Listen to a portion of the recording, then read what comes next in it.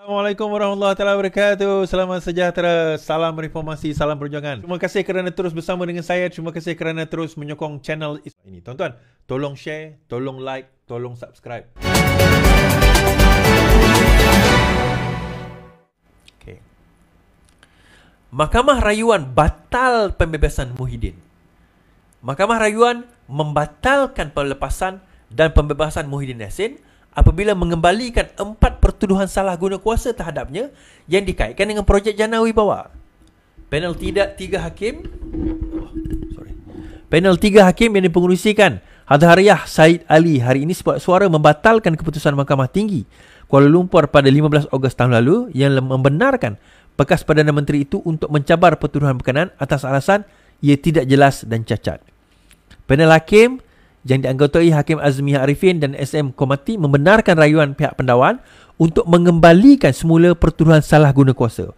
Bercakap bagi pihak panel rayuan, Hadhariyah memutuskan pertuduhan adalah jelas dan tidak kabur. Kami berpendapat Hakim Mahkamah Tinggi tersilap apabila memutuskan 4 pertuduhan itu tidak mendedahkan sebarang kesalahan yang diketahui undang-undang. Kami menerima hujahan bahawa pertuduhan itu tidak cacat. 4 pertuduhan itu jelas dan tidak kabur, kata Hadhariyah. Pada 15 Ogos, Mahkamah Tinggi memutuskan bahawa pertuduhan salah guna kuasa adalah cacat dan tidak selaras dengan kanun tata cara jenayah. Dia berkata pertuduhan itu tidak mendedahkan butir-butir yang mencukupi mengenai dakwaan kesalahan di bawah Akta SPRM. Hakim menegaskan antara kekurangan kejelasan mengenai 4 pertuduhan itu sama ada Muhyiddin dituduh membuat keputusan yang menyalahi undang-undang atau menggunakan kedudukan secara menyalahi undang-undang. Hakim menolak dakwaan pihak pendakwaan bahawa butiran dan perincian akan didedahkan semasa perbincangan. Menegaskan bahawa pertuduhan mestilah memenuhi butir-butiran yang mencukupi untuk membolehkan Muhyiddin lebih bersedia untuk berdepan dengan dakwaan. Bagaimanapun, Muhyiddin masih menghadapi 3 pertuduhan berkaitan pengubahan wang haram yang belum selesai di Mahkamah Session Kuala Lumpur.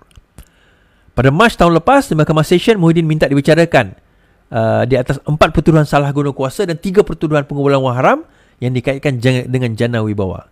4 pertuduhan salah guna kuasa di bawah Seksyen 23 Sub 1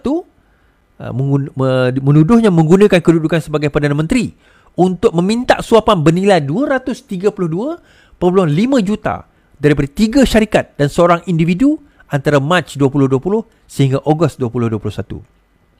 3 syarikat itu adalah Buhari Equity, Nepturis Sdn Bhd dan Mamfor Sdn Bhd, manakala individu tersebut terbabit adalah Azman Yusof.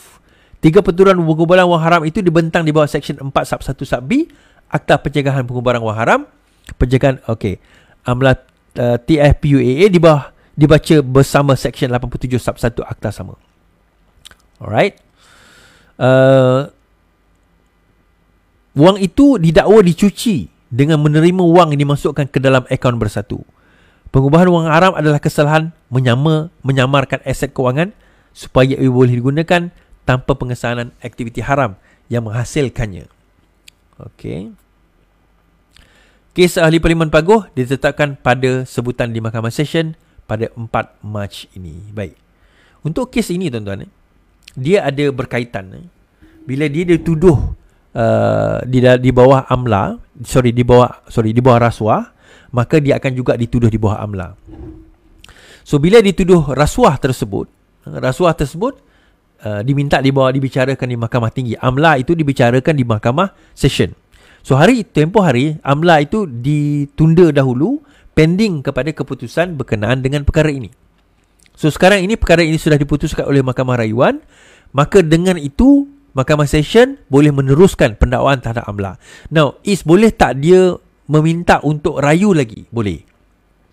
Dia ada satu lagi proses rayuan di Mahkamah Persekutuan. Kan, di Mahkamah Persekutuan untuk perkara ini. Dan pada pandangan saya bolehlah, tapi tak tahulah sama ada mereka akan merayu atau tidak tentang perkara ini. So kalau tidak, dan kita tengok macam mana. Alright. So bila dia didakwa, tuan-tuan, perkara ini didakwa dan diteruskan, so adakah DAA itu di charge interrogator tu akan dibuang? Ya, dia akan dibuang.